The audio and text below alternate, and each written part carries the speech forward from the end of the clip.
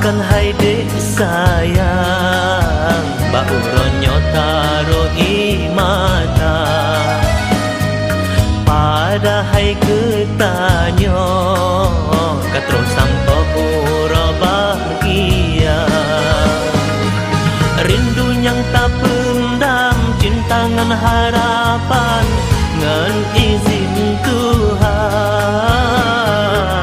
Bauronyo katroban pinta, hingga tanyo mesandeng dua.